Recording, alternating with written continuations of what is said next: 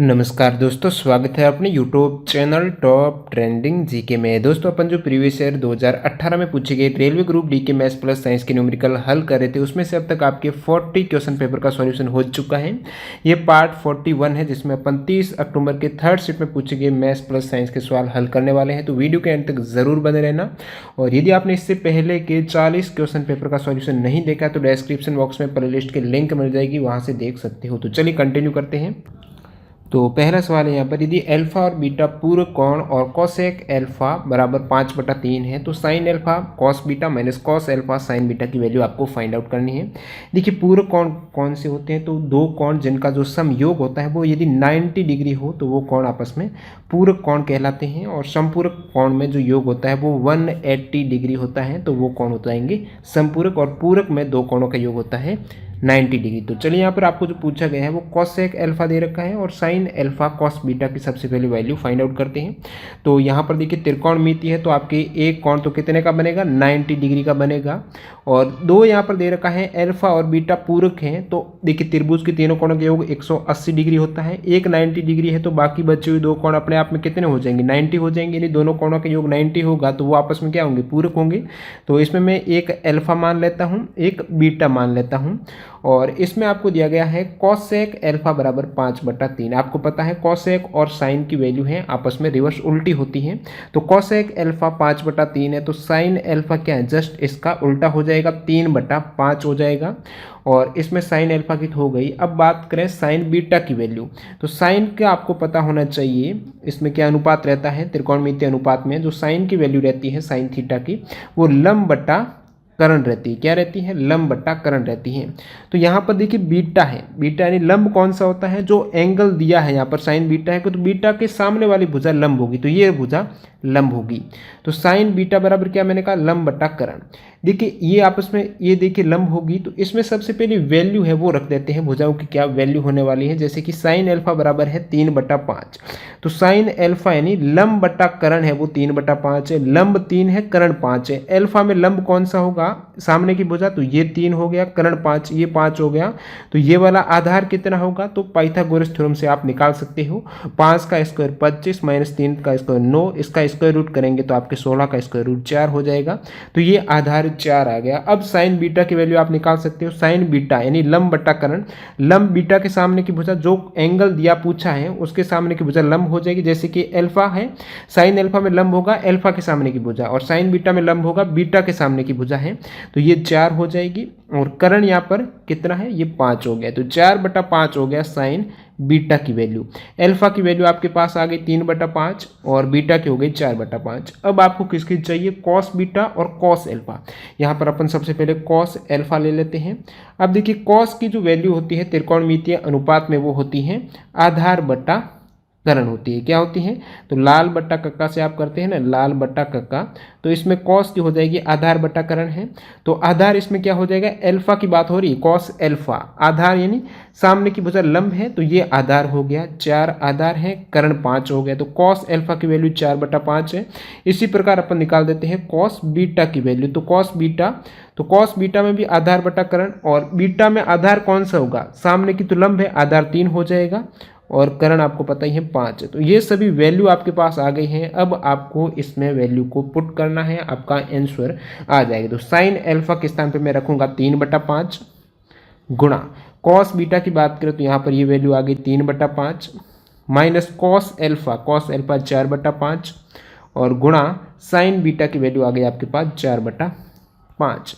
तो इसको आप इजीली कर सकते हो, 9/25 माइनस 16/25 हो गया। आंसर माइनस में आने वाला है। एलसीएम यहाँ पर कितना आ गया, हर में 25 है तो एलसीएम 25 आ गया।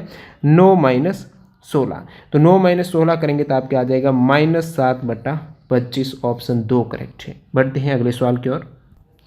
अगला सवाल यहाँ पर, यदि दो पूर्णांकों के वर्गमूलों का योग आपको इतना दे रखा है, तो दो पूर्णांकों के वर्गों का योग, तो आपको सबसे पहले देखना है कि वो दो पूर्णांक है कौन से। मैं एक बार मान लेता हूँ कि वो पूर्णांक x और y हैं।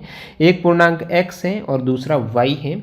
तो इनके क्या दे रखा है, दो पूर्णांकों के वर्गमूल, वर्गमूल यानी स्क्वायर रूट x का और y का, इनका योग कीजिए तो √x प्लस √y आपको दे रखा है। कितना दे रखा है, तो ये √18 प्लस 8 √5। अब आपको इनके पूर्णांकों के वर्गों का योग यानी X square plus Y square निकालना है। तो मैं क्या करता हूँ, दोनों और स्क्वायर कर दूंगा यहाँ पर। तो ये स्क्वायर करते हैं अपन, तो इसमें क्या हो जाएगा, ए प्लस बी का स्क्वायर क्या होता है, ए का स्क्वायर रूट एक्स का स्क्वायर करेंगे तो एक्स आ जाएगा, प्लस बी का स्क्वायर रूट वाई का स्क्वायर करेंगे तो वाई आ जाएगा, प्लस 2ab यानी 2 रूट एक्स वाई हो गया। बराबर में आपको क्या करना है, इसका भी स्क्वायर करना है। तो ये आप देख रहे हो पूरा स्क्वायर रूट है, स्क्वायर करूंगा तो ये हट जाएगा, तो बराबर में 18 प्लस 8 रूट 5 आ जाएगा। अब आपको क्या करना है, यहाँ पर थोड़ा सा लॉजिक लगाना है। ये x plus Y plus 2xy है। इसमें आप देखिए सबसे पहले मैं बात करूँ, 18 को मैं x प्लस वाई ले लूँगा। इससे पहले इसको अपन संशोधन करते हैं। रूट के अंदर आपको रूट के बाहर 2 लेके आना है। यहाँ पर रूट के बाहर फिलहाल कितने हैं, 8 है।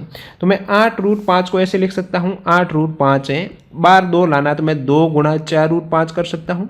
4 दूनी 8 है तो 2 आ गया। अब 4 को अंदर लूँगा तो मैं क्या करूँगा, 4 का स्क्वायर करूँगा, 16 गुणा 5, क्योंकि फिर 16 का आप स्क्वायर रूट करेंगे तो वो भी वापस बाद 4 आ जाएगा। तो ऐसे लिख सकता हूँ, यानी कि मैं लिख सकता हूँ 18 प्लस 8, 8 रूट 5 को कैसे लिख सकता हूँ, 18 प्लस ये देखिए 2 रूट 16 और 5 का गुणा हो जाएगा 80।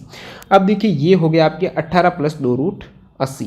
आपको किस फॉर्मेट में चाहिए, 2x गुणा वाई और फिर ये x और y, इसमें 18 को, अब आपको 18 और 80 को इस प्रकार लेना है कि इस फॉर्मेट में आपको लिख सकते हो। तो मैं ऐसे लिख सकता हूँ, 18 को मैं 10 प्लस 8 कर दूंगा, यानी x की वैल्यू 10, y की वैल्यू 8, प्लस इसमें रूट में भी आपको एक्स वाई लेना ना, ये जो सेम एक्स वाई, तो 10 गुणा 8 कीजिए सेम, तो 80 हो रहे हैं ना, बिल्कुल हो रहे हैं। तो 10 गुणा 8 हो गया। इसका मतलब क्या हुआ, जो आपके x है वो 10 हैं, y है 8, 2 आ गया और रूट के अंदर एक्स वाई सेम आ रहे हैं, एक्स और वाई आ रहे हैं, 10 और 8 आ रहे हैं, यानी x की वैल्यू 10 आ गई, y की वैल्यू 8 आ गई। आपको क्या चाहिए, आपको इनके वर्गों का योग, वर्ग यानी 10 का स्क्वायर 100 कर दीजिए। सेकंड जो y आपने माना था, यही तो माना था आपने, एक x माना था एक y माना था, y की वैल्यू 8 आ गई, इसका स्क्वायर कर दीजिए 64, इनका योग कर दीजिए। वर्ग तो हो गए, अब इनका योग करना है तो 164 हो गया ऑप्शन एक। थोड़ा सा लॉजिक यहाँ पर आपको लगाने की जरूरत थी। बढ़ते हैं अगले सवाल की ओर। अगला सवाल देखिएगा, 3x square plus 2ax plus 4b को जब x प्लस 3 से डिवाइड करेंगे तो यहाँ पर रिमाइंडर 15 आएगा। और इसी प्रकार एक और समीकरण है, इसको x माइनस 3 से विभाजित किया जाता है तो रिमाइंडर 65 आता है। इस प्रकार के सवाल में प्रीवियस जो 60 वीडियो है उसमें 4 से 5 वीडियो में करा चुका हूँ, तो उसी टाइप से एक बार फिर बता देता हूँ मैं आपको। इसमें करना क्या होता है, जिससे भी आप भाग दे रहे हैं, जो भाजक हैं, जैसे कि x प्लस 3 से दे रहे हो तो इसके बराबर 0 दीजिए और यहाँ से x की वैल्यू आपको 3 है, इस वाले समीकरण में पुट करनी है। इसी प्रकार x माइनस 3 से यहाँ पर सेकंड समीकरण में भाग दे रहे हो तो x माइनस 3 बराबर 0 करना है और x बराबर 3 की वैल्यू सेकंड में पुट करनी है। और जो बराबर में आएगा, जब वैल्यू आप रखेंगे भाजक वाली x प्लस 3 यानी x बराबर क्या होगा, -3 जब इस समीकरण में रखेंगे तो बराबर में क्या आएगा, जो रिमाइंडर है वही आपको बराबर में लेना है। इस प्रकार आपके पास 2 समीकरण बन जाएंगे, 2 ही वेरिएबल a और b रहेंगे, आप इजीली फाइंड आउट कर सकते हो। तो कैसे करना है, यहाँ पर मैंने क्या कहा, x बराबर -3 रखना है, क्योंकि x प्लस 3 बराबर 0 तो x बराबर -3 हो गया। इसमें आपको वैल्यू पुट कीजिए, 3 गुणा x स्क्वायर यानी -3 का स्क्वायर प्लस 2ax यानी -3 प्लस 4b बराबर में क्या लूँ, तो बराबर में जो रिमाइंडर है 15 वो आपको बराबर में लेना है। यहाँ से आप कह सकते हो 3 गुणा -3 का स्क्वायर करेंगे तो वो प्लस हो जाएगा, 9 गुणा 3 27 प्लस ये माइनस हो जाएगा क्योंकि ये माइनस में है ना, 3 गुणा 2 6a प्लस 4b बराबर 15। और इसमें जो वेरिएबल है उसको एक साइड ले लेते हैं, 6a माइनस 4b बराबर 27 माइनस 15, या फिर कह सकता हूँ 6a माइनस 4b बराबर ये 12 हो गया। इसमें आप कॉमन ले सकते हो 2 को, तो ये 3a माइनस 2b बराबर 12, या फिर कह सकते हो 3a माइनस 2b, 2 इस साइड भाग जाएगा तो 6 हो जाएगा। तो एक ये समीकरण बन गया आपके 3a माइनस 2b बराबर 6। इसी टाइप से इसमें भी एक समीकरण बनेगा तो वो भी अपन निकाल लेते हैं। तो ये है 2x स्क्वायर। देखिए यहाँ पर x की वैल्यू आपको क्या रखनी है, x माइनस 3 से विभाजित कर रहे हैं, भाजक x माइनस 3 है तो बराबर 0, यानी x की वैल्यू आपको 3 लेनी है। तो 2 गुणा x स्क्वायर, 3 का स्क्वायर करेंगे तो आप कह सकते हो 9 हो गया, प्लस 3 गुणा b गुणा 3 प्लस 5a बराबर में क्या लूँगा, बराबर में जो रिमाइंडर है इसका 65 हो जाएगा बराबर में। इसको 9 दूनी 18 प्लस 9b प्लस 5a बराबर 65, और या फिर ऐसे लिख सकते हैं 5a प्लस 9b बराबर 65 माइनस 18। अब 65 माइनस 18 हो गया आपकी 47। तो 5a प्लस 9b बराबर 47। अब आपके पास दो समीकरण, एक तो इससे पहले का मैंने जो बताया था 3a माइनस 2b बराबर 6, और ये हो गया एक 5a प्लस 9b बराबर कितना था 47 था 47।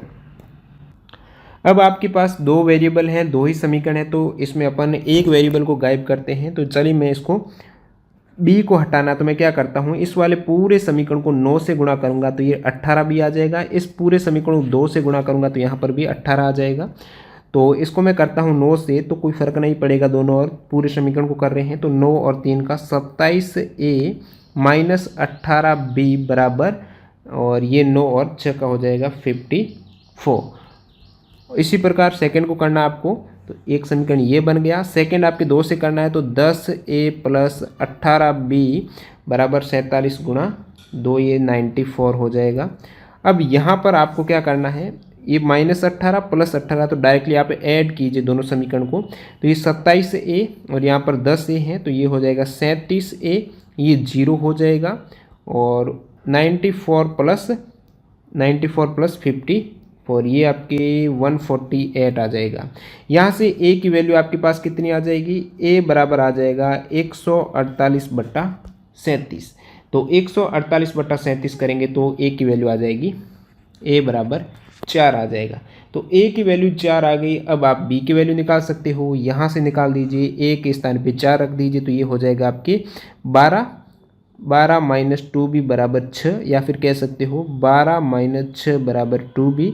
तो 6 बराबर 2b है, b बराबर 3। तो a की 4 b की 3 दोनों का योग करना है, a 4 b 3, 7a plus b हो गया। ऑप्शन 3 करेक्ट है। अगला सवाल देखिएगा, त्रिभुज ABC में कोण B बराबर 90 डिग्री है, तो निम्न में से कौन सा विकल्प सही है। तो ये भी फिर आपके ट्रिग्नोमेट्री का, इससे अपने बहुत से सवाल पूछे गए हैं।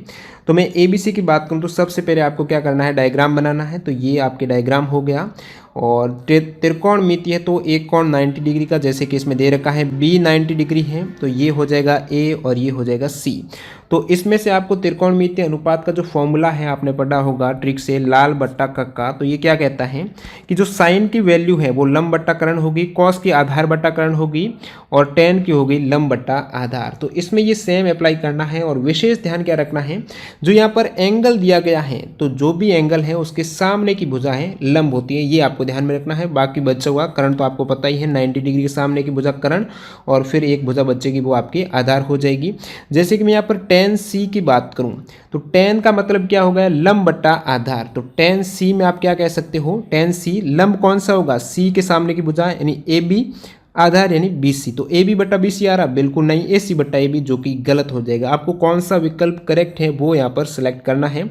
इसी प्रकार मैं cos C की बात करूँ, तो cos में क्या होता है, आधार बट्टा कर्ण। तो इसमें आधार कौन सा हो गया, जैसे कि C है तो आधार यही होगा, सामने की लंब होती है ना, तो आधार आपके BC, कर्ण यहाँ पर AC। क्या BC बट्टा AC है, बिल्कुल नहीं है, तो ये भी गलत हो जाएगा। साइन C की बात करूँ तो साइन में लंब बट्टा कर्ण होता है, C में वही आपके लंब हो जाएगा, AB कर्ण हो जाएगा AC। क्या AB बट्टा AC है, बिल्कुल है, तो ऑप्शन C आप डायरेक्टली यहाँ पर टिक कर दीजिए। बढ़ते हैं अगले सवाल की ओर। अगला सवाल है, इसमें आपको जो विभाजक है यानी जो हर है उसका परिमीयकरण करना है, परिमीय संख्या में कन्वर्ट करना है। यहाँ पर आप √3 देख रहे हो, तो रूट अपने आप में परिमीय संख्या नहीं है, तो हर को आपको ऐसा लेके आना है कि ये परिमीय संख्या में बदल जाए। इसमें ये नहीं देखना है कि अंश की वैल्यू क्या आ रही। तो हरों के परिमीयकरण में आपको हमेशा ध्यान में रखना है, जो भी आप गुणा करते हो तो उसमें जो 20 वाला सिंबल है उसको आपको चेंज करना होता है। जैसे कि ये 1/3 √3 + 2 है, तो इसको मैं ऊपर नीचे सेम संख्या से गुणा करूँगा ताकि ये बैलेंस बना रहे। और इसमें मैं क्या करूंगा, ऊपर किससे गुणा करूंगा, ये जो आप नंबर देख पा रहे हो नीचे वाले हर का परिमीकरण कर रहे हैं, तो नीचे वाली आपको डिजिट लेनी है। तो 3√3 जो बीच वाला सिंबल है उसको चेंज करना है, तो प्लस में है तो ऊपर में माइनस से गुणा कर दूंगा, -2। नीचे भी सेम करेंगे तभी तो ये इक्वल रहेगा -2। अब आप क्या कर दीजिए, इसका गुणा करने का क्या मतलब हुआ, जो हर है इसमें एक फॉर्मूला अप्लाई हो जाएगा, a + b गुणा a - b, यानी a² - b² करेंगे तो रूट यहाँ पर हट जाएगा। तो सेम अपन ऐसा करने वाले हैं, एक का मैं इससे गुणा करूंगा तो 3√3 - 2 ही आएगा। और सेकेंड यहाँ पर नीचे की बात करें तो ये हो गई आपकी a plus B A minus B, यानी कह सकते हो ए का स्क्वायर कीजिए और माइनस बी का स्क्वायर। ए का स्क्वायर 3 का स्क्वायर 9 हो गया, रूट 3 का स्क्वायर करेंगे 3 आएगा, तो ये 9 और 3 27 हो गया। माइनस बी का स्क्वायर यानी आप कर रहे हो यहाँ पर 2 का स्क्वायर जो कि 4 हो जाएगा। अब 27 माइनस 4 करना है तो जो कि यहाँ पर 23 आ जाएगा, तो बट्टा में आप 23 ले लीजिए।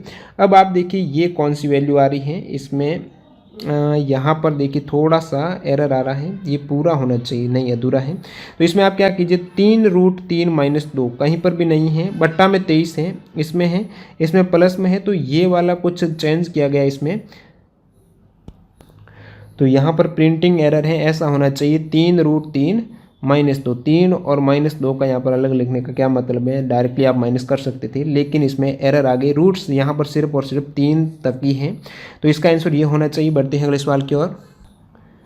नेक्स्ट वन यहाँ पर है, नल ए और बी एक टैंक को क्रमशः 5 और 20 घंटे में भरते हैं और सी भरे हुए टैंक को 10 घंटे में खाली कर देता है। तो सबसे पहले अपन क्या करेंगे, ये ए हो गया, बी सी, ए भरता है 5 घंटे में, बी भरता है 20 घंटे में, सी क्या कर रहा है, खाली करने का काम जो कि 10 घंटे में, इसको माइनस कर देते हैं।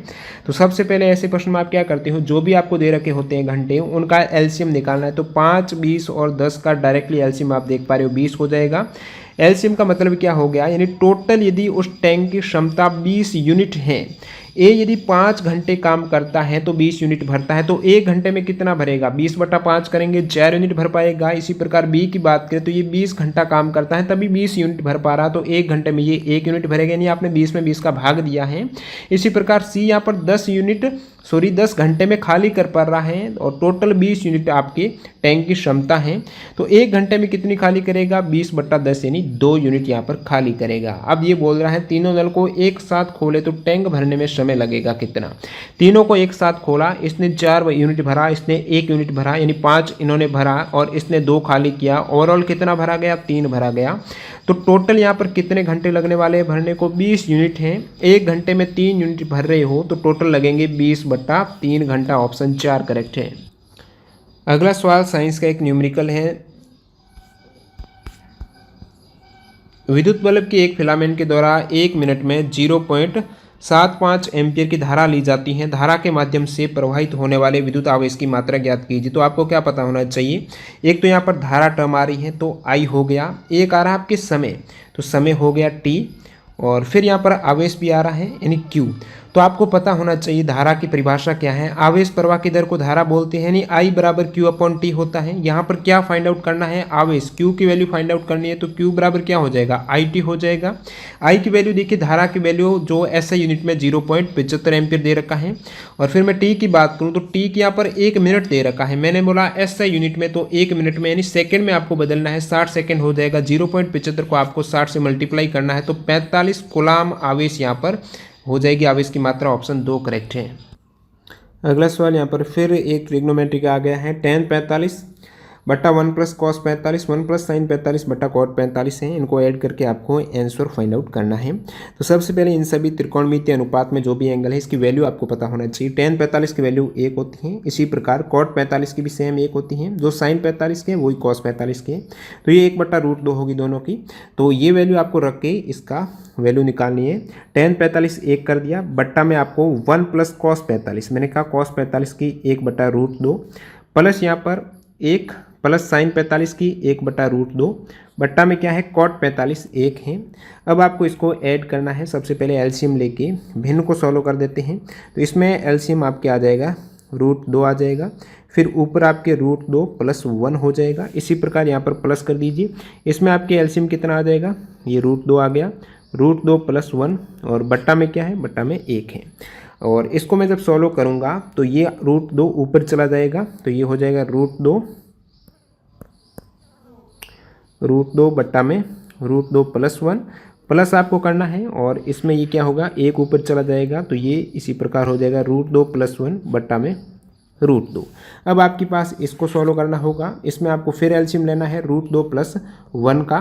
तो यहाँ पर मैं एलसीएम ले लेता हूँ, √2 + 1 एलसीएम, यानी दोनों को गुणा ही तो करना है √2, और फिर यहाँ पर आपने भाग दिया √2 + 1 में √2 + 1 का, शेष √2 को ऊपर आप गुणा करेंगे, √2 का √2 से गुणा हो जाएगा कितना, 2 हो गया, प्लस यहाँ पर √2 का आपने भाग दिया, तो जो शेष यहाँ पर बाकी किसका गुणा करना है, √2 + 1 का, √2 + 1 से यानी इसका स्क्वायर करना है, √2 + 1 का सेम से गुणा, तो यानी स्क्वायर कह सकते हो। नेक्स्ट अपन सॉल्व करते हैं इसको।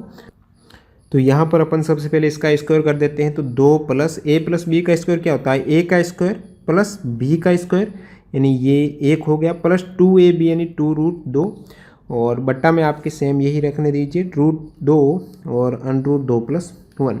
तो ये कितना हो गया, 5 + 2 √2, बट्टा में √2 + 1 हो गया।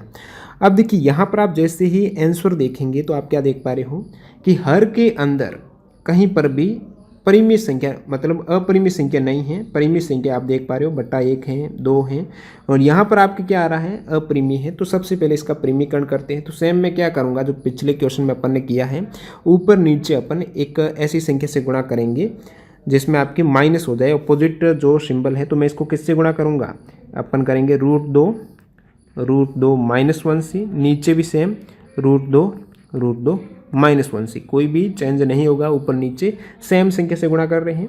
तो यहाँ पर आप क्या दे रहे हो, √2, ये गुणा हो गया तो नीचे क्या आ जाएगा, 2 आ जाएगा। तो ऊपर तो वही है 5 + 2 या फिर ऊपर वाले को भी अपन गुणा कर देते हैं, और ऊपर वाले को गुणा करेंगे इसको और इसको। तो यहाँ पर गुणा करेंगे तो आपके पास सबसे पहले इसको आप सॉल्व करेंगे तो ये हो जाएगा 2 - √2 हो जाएगा। अब 2 - √2 को इससे गुणा कर दीजिए, कितना हो जाएगा, 5 दूनी 10। अब 5 को -2 से गुणा कीजिए तो ये हो जाएगा -5 √2। फिर यहाँ पर 2 √2 का 2 से कीजिए तो ये हो जाएगा आपकी, इसका गुणा हो गया +4 √2। अब 2 √2 का -√2 से कीजिए तो ये माइनस हो जाएगा, √2 2 हो गया, 2 दूनी 4 हो गया। बट्टा में क्या आएगा, तो बट्टा में √2 का √2 से गुणा 2 हो गया, और नीचे आप ये देखिए a + b a - b, तो a का स्क्वायर -b का स्क्वायर, a का स्क्वायर यानी √2 का स्क्वायर 2 हो जाएगा, -b का स्क्वायर 1 का स्क्वायर 1 हो जाएगा। अब देखिए यहाँ पर क्या हो गया, नीचे हो गया 2 - 1 1 हो गया। अब 2 का 1 से गुणा, नीचे कितना हो गया, ओवरऑल 2 हो गया। अब इसको आप जब सॉल्व करेंगे तो क्या आ जाएगा, ये 10 - 4 यानी आप कह सकते हो 6 है, 10 - 4 6 है। इसमें कितना है, -5 √2 + 4 √2, कह सकते हैं -√2 है। बट्टा में क्या है, 2 है। अब आप कह सकते हो 6 में 2 का भाग दूंगा 3 आ जाएगा, -√2 में 2 का भाग, तो ये 3 - √2/2 किस में देख पा रहे हो, ऑप्शन 1 में 3 - √2/2 ये करेक्ट हो जाएगा। बढ़ते हैं अगले सवाल की ओर। अगला सवाल यहाँ पर, ए और बी को किसी कार्य को पूरा करने में अलग अलग क्रमश 25 और 45 दिन का समय लगता है। तो ए को समय लगता है यहाँ पर 25 दिन का, बी को लगता है 45 दिन का समय लगता है। ए ने अकेले कार्य करने स्टार्ट किया, कुछ दिन बाद बी साथ कार्य करने लगता है। कार्य को पूरा करने में कुल 20 दिन लगे। बी ने कितने दिन बाद कार्य करना शुरू किया था। सबसे पहले इनका एलसीएम लेते हैं।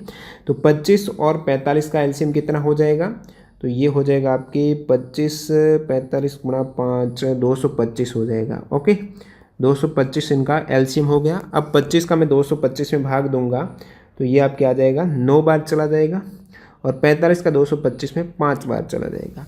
तो यहाँ से क्या निकल के आ रहा है, टोटल यदि 225 यूनिट कार्य हैं, ए करता है एक दिन में 9 यूनिट, बी करता है 5 यूनिट। सवाल देखिए क्या कह रहा है, कार्य को पूरा करने में कुल 20 दिन लगे। इसका मतलब क्या हुआ, ए तो कंटिन्यू काम कर रहा था पहले से, आप देख रहे हो। ए ने अकेले कार्य करना शुरू किया, कुछ दिन बाद बी साथ कार्य करने लगा। मतलब ए ने कार्य नहीं छोड़ा है, काम 20 दिन में हो गया पूरा।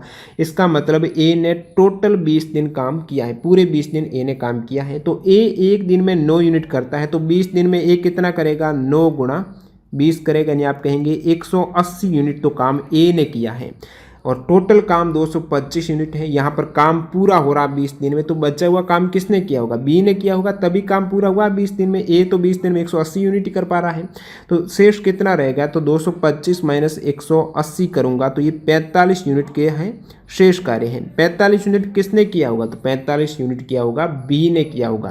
तो 45 यूनिट बी ने किया, तो बी ने कितने दिन काम किया, 45/5। तो यहाँ से आप देख रहे हैं बी ने 9 दिन काम किया। कितने दिन काम किया, 45/5 यानी 9 दिन काम किया। लास्ट के 9 दिन में काम किया है बी ने। सवाल क्या पूछ रहा है, बी ने कितने दिन बाद कार्य शुरू किया। काम हो रहा है 20 दिन में, कितने दिन में, 20 दिन में। 11 दिन तो ए अकेला कर रहा था, फिर लास्ट के 9 दिन में बी भी आ गया, तो 11 + 9 यानी 20 दिन में काम हुआ।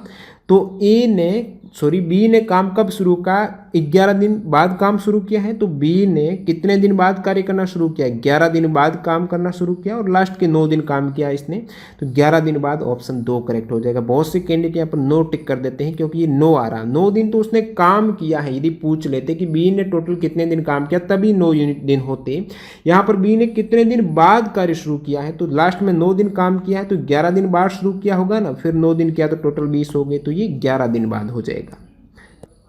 अगला सवाल देखिए कि 5929 का वर्गमूल क्या है वो आपको फाइंड आउट करना है। इस प्रकार के सवाल आप डायरेक्ट ऑप्शन से कीजिए, बहुत ज़्यादा जल्दी हो जाएंगी। जैसे कि मैं बात करूं यहाँ पर 83 है तो इसको मैं 80 मान लेता हूं। 80 का स्क्वायर कितना होता है, तो 8 का स्क्वायर 6400 6400 होता है। यहाँ पर कितना है, 6000 से कम है, तो ये तो हो ही नहीं सकता भाई। 83 का 6000 से ज़्यादा हो रहा है, जब 80 का 6000 से ज़्यादा है तो 83 का तो और भी ज़्यादा होगा 6000 से, आपको तो 6000 से कम चाहिए। तो 83 ने 80 से ऊपर वाली वैल्यू, ये दोनों ऑप्शन डायरेक्टली कैंसिल हो गए। अब आपके पास बस है 2 ऑप्शन, यहाँ पर 73 हो रहा है, यहाँ पर 77 हो रहा है। आप क्या देख पा रहे हो, ये 70 के करीब है तो 70 का स्क्वायर 4900 और ये लगभग 80 के करीब है तो ये फिर आपके 6400। यहाँ पर ये लगभग 6000 के करीब है। यहाँ पर आप देख रहे हो ये 77 80 से तो कम है, यानी इसकी वैल्यू 77 का स्क्वायर 6400 से तो कम ही होगी। और जो यहाँ पर 73 ये 70 के करीब है लगभग, तो ये तो वैल्यू बहुत ज़्यादा है, 1000 के लगभग ज़्यादा है। और यहाँ पर तो बहुत ज़्यादा आपस में पास में है, तो आप डायरेक्टली सोच सकते हो कि यहाँ पर 77 आंसर हो सकता है। फिर आपको क्या करना है, एक ऑप्शन रह गया 77, तो इसका आपको गुणा करना है। तो यहाँ से आप करेंगे गुणा तो 5929 आ जाएगा। या फिर आप चाहते हो कि मैं ऑप्शन से न करूँ तो फिर एक ही विकल्प है आपके पास, भाग विधि। तो 5929 को भाग विधि से आप करेंगे तब भी कर सकते हो। भाग विधि में क्या होता है, जैसे कि वर्गमूल कर रहे हैं तो 2 का जोड़ा बना दीजिए। सबसे पहले यहाँ पर 59 लीजिए, मैं किसका स्क्वायर करूँ कि 59 या फिर इससे कम आ जाए। तो मैं क्या करता हूँ, 7 का 8 का करता हूँ तो 64 आता है, 7 का 49 आता है जो कि 59 से कम है। तो 8 का ज़्यादा होता है तो मैं 7 ले लेता हूँ, यहाँ पर भी 7 आ जाएगा। और 7 का कितना आता है, 49 आता है, तो यहाँ पर भी अपन 7 ले लेंगे। अब आपको क्या करना है यहाँ पर, और यहाँ पर ऐड करना है, 7 और 7 14 हो गया, और 59 में से 49 गए, पीछे रहे 10। अब आपको क्या करना है, 14 के आगे ये पूरा पैर उतर जाएगा, इसके आगे पूरा जोड़ा, तो 29 आ गया। मैं 14 के आगे कौन सी डिजिट रखूँ, सेम डिजिट से यदि मल्टीप्लाई करूँ तो 1029 या इससे कम वैल्यू मेरे को मिल जाए, तो मैं यहाँ पर यदि 7 रखूँगा तो 7 से ही गुणा करूँगा। तो 147 का यदि मैं 7 से गुणा करूँ तो 1029 आ रहा है, बिल्कुल आ रहा है। तो ये 7 से क्या तभी आया, यदि मैं 6 से करता 1000 यानी आपके 6 रखते, फिर तो नीचे भी 6 रखते, तो 140 का गुणा यदि अपन 6 से करते तो 876 आता, जो कि 1029 से काफ़ी कम है। और 7 बार किया तो बराबर आ गया, तो यहाँ पर कितनी बार गया, 7 बार, फिर शेष पर 0 आ गया, तो 77 इसका रूट हो जाएगा। बढ़ते हैं अगले सवाल की ओर। अगला सवाल, एक दूध का कंटेनर 3/5 भरा है, जब इसमें 20 लीटर दूध निकाला जाता है तो ये 7/12 भरा होता है। कंटेनर की आपको वॉल्यूम क्षमता क्या है वो फाइंड आउट करनी है। देखिए एक दूध का कंटेनर 3/5 भरा है, 3/5 भरा का क्या मतलब हुआ, 5 में से 3 भरा है, और इसमें से यदि मैं -20 लीटर कर दूं तो ये कितना रहेगा, 7/12। यहाँ पर आप क्या देख पा रहे हो, एक बार तो ये बोल रहा है कि 5 इसकी टोटल क्षमता है, उसमें से ये 3 भरा हुआ है। और नेक्स्ट यहाँ पर यदि मैं 20 लीटर निकालता हूँ तो ये बोलता है 12 इसकी टोटल क्षमता है, तो यहाँ पर अभी 7 लीटर रहा है। तो देखिए कंटेनर तो फिक्स है, उसका वॉल्यूम जो क्षमता है वो फिक्स आएगी, तो 5 और 12 ये इक्वल करना है आपको। तो मैं क्या करता हूँ, 3/5 को किससे गुणा करूँ कि इक्वल हो जाए, तो ऊपर नीचे 12 से गुणा कर देता हूँ और इसको ऊपर नीचे 5 से गुणा कर देता हूँ, फिर आपकी कंटेनर की क्षमता है वो इक्वल हो जाएगी। तो 12 और 3 का 36, 12 और 5 का 60, और यहाँ पर कितना हो गया, 35/60। अब आप देख पा रहे हो, आपको सही लगेगा कि जब इस कंटेनर में टोटल 60 लीटर क्षमता है, उसमें से ये 36 लीटर है वो भरा हुआ है। और नेक्स्ट यदि इसमें से 20 लीटर अपन माइनस कर दें तो टोटल 60 लीटर में से ये रहेगा 35 लीटर। यहाँ पर आप क्या देख पा रहे हो, 36 में से जब मैंने माइनस किया तो टैंक की क्षमता अब रहेगी 35 लीटर। कितना कम हो रहा है, यहाँ से 1 लीटर कम हो रहा है। सवाल बोल रहा है कि ये 20 लीटर अपन कम कर रहे हैं, तो 1 लीटर की वैल्यू सवाल के अकॉर्डिंग है 20। आपको चाहिए कंटेनर की क्षमता, कंटेनर की क्षमता है 60 लीटर, 1 की वैल्यू जब 20 के इक्वल है तो 60 की वैल्यू कितनी हो जाएगी, 60 × 20, 6 दूनी 12, 00, 1200 लीटर इसकी क्षमता हो जाएगी। नेक्स्ट मूव करते हैं अगले सवाल की ओर। सवाल है कि शरद ने ₹900 में 2 बैग खरीदे हैं। उसने एक को 25% लाभ और दूसरे को 25% की हानि पर बेच दिया। यदि दोनों बैगों का विक्रय मूल्य सेलिंग प्राइस समान है तो दोनों बैगों का क्रय मूल्य कॉस्ट प्राइस आपको सीपी फाइंड आउट करनी है। देखिए उसने एक को 25% लाभ पर, 25% लाभ का क्या मतलब हुआ, 25% यानी 1/4 हो जाएगा। अब इसको लाभ पर बेच रहा है, यानी जो 4 की वस्तु है, 4 का जो बैग है वो 1 के लाभ पर बेच रहा है, तो कितने में बेचेगा, 5 रुपये में बेचेगा। सेकेंड केस की बात करूँ तो 25% हानि, 25% का मतलब वही 1/4 हानि हो रही है अब की बार, यानी जो 4 की वस्तु है वो 1 कम में बेचेगा, तो कितने में, 3 में बेचेगा। यहाँ तक तो समझ में आ रहा है। नेक्स्ट देखिए कि दोनों बैगों का विक्रय मूल्य समान है। विक्रय मूल्य यही तो है सेलिंग प्राइस, ये कॉस्ट प्राइस है। तो सेलिंग प्राइस आपको समान बता रहा है, लेकिन यहाँ पर एक बार 5 आ रहा है, एक बार 3 आ रहा, तो इसको मैं इक्वल करता हूँ, तो इसको मैं 3 से गुणा कर दूंगा, यहाँ पर भी 3 से करूंगा। भिन्न के फॉर्मेट में है तो कोई बदलाव नहीं आएगा, तो ये हो जाएगा आपके 12, ये हो गया आपकी 15। नेक्स्ट यहाँ पर इसको अपन 15 करेंगे तो मैं किससे गुणा करूंगा, 5 से करूंगा दोनों और, तो ये हो जाएगा आपके 20 और ये 15। अब आप क्या देख पा रहे हो, 12 से 15, 20 से 15। सवाल बोल रहा है कि शरद ने 900 रुपये में 2 बैग खरीदे। यहाँ पर खरीदे यानी इसकी क्रय मूल्य 900 रुपये। यहाँ पर दोनों बैगों का क्रय मूल्य कितना आ रहा है, एक का 12 आ रहा है, एक का 20 आ रहा है। आप कहेंगे 20 और 12 ये 32 हो गया दोनों का। सवाल बोल रहा है ये है 32 900 के इक्वल है, तो सवाल कह रहा है कि 32 900 के इक्वल है, एक की वैल्यू हो जाएगी 900/32 के इक्वल। आपको क्या पूछा है, दोनों बैगों का क्रय मूल्य। जैसे कि यहाँ पर देख पा रहे हो, एक बैग का, दोनों बैगों का क्रय मूल्य पूछा है ना, इस बैग का क्रय मूल्य कितना है, 12, एक की वैल्यू 900/32 के इक्वल है, तो 12 की वैल्यू कितने के इक्वल है, मैं 12 से गुणा करूंगा, तो एक बैग का क्रय मूल्य इतना हो जाएगा। सेकंड बैग का कितना है, तो 900/32 है, एक की वैल्यू है, इसका क्रय मूल्य कितना 20 है, तो मैं 20 से गुणा कर दूंगा, या फिर टोटल 900 है, उसमें से एक की वैल्यू निकाल के माइनस करेंगे तब भी आ जाएगा। तो इसको अपन निकालते हैं, मैं किससे भाग देता हूँ, ये भाग आपके चला जाएगा 4 का चला जाएगा, तो ये 4 का जाया 32, ये 3 बार, और इसको अपन भाग देते हैं यदि, तो ये हो जाएगा 900 गुणा 3 करेंगे तो ये 6300 यहाँ पर 3 कर रहे हैं ना, 2700/8 करेंगे तो आपके हो जाएगा 337.5। तो एक की वैल्यू आ गई 337.5 आ गई। ये 2700/8 करेंगे तो 337.5 आएगी। यहाँ पर देख रहे हो 337.5। तो दूसरे की वैल्यू कितनी है, दोनों की तो क्रय मूल्य 900 रुपये में खरीदा है, एक का 337.5 है तो 900 में से माइनस कर दीजिए, दूसरे का 562.5 आ जाएगा। ऑप्शन 4 करेक्ट है। बढ़ते हैं अगले सवाल की ओर। जिसको ये समझ में नहीं आया है तो आगे एक और इस प्रकार से सवाल आएगा, तो वीडियो के एंड तक ज़रूर बने रहना, उसमें आपको अच्छी तरह से समझ में आ जाएगा। अगले सवाल में आपको क्यूब रूट फाइंड आउट करना है। तो इसमें आप क्या देख पा रहे हो कि ये है पूरा क्यूब रूट है, तो 216 है। क्यूब रूट में देखिए स्क्वायर रूट में आपको 2 का पेयर बनाना होता है, क्यूब रूट में 3 का पेयर बनाना होता है, 0.30 और 214 ओके 216। तो इसमें आपको 3 का बना दिया एक क्यूब में, और ये बना दिया आपने 3 का और एक। तो इसमें आपको क्या करना है, क्यूब रूट निकालना है। तो 216 आपको पता होना चाहिए किसका क्यूब रूट, यानी किसका मैं क्यूब करूं कि 216 आ जाए। तो 6 का आप करेंगे 3 बार गुणा तो आ जाएगा 216, यानी 216 का क्यूब रूट कितना हो गया, 6 हो गया। 0 का तो 0 ही होता है, तो 3 0, इसमें एक 0 और आ जाएगा बार, पॉइंट का हो गया पॉइंट, तो 0.06 हो जाएगा इसका ये वाला 0.06। या फिर आप कुछ इस टाइप से भी समझ सकते हो, 216 ले लीजिए, पॉइंट कितने संख्या पर है, 1 2 3 4 5 6, तो यहाँ पर 6 जीरा लगा दीजिए नीचे, तो ये कुछ इस टाइप से हो जाएगा। इसका आप स्क्वायर रूट कर दीजिए, फिर वो 216 का कितना हो गया, 6 आ गया। और इसमें कितने हैं, जैसे कि इस क्यूब रूट है ना, 216 का क्यूब रूट 6 हो गया, और इसमें यहाँ पर 3 3 का चला जाएगा, यानी मैं 100 को 3 बार गुणा करूँगा इस प्रकार, तो ये कितने हैं, 6 जीरो आ रहे हैं ना, तो 112 आ जाएगा क्यूब रूट में, तो बट्टा 100, 6/100 को ऐसे लिख सकता हूँ 0.06।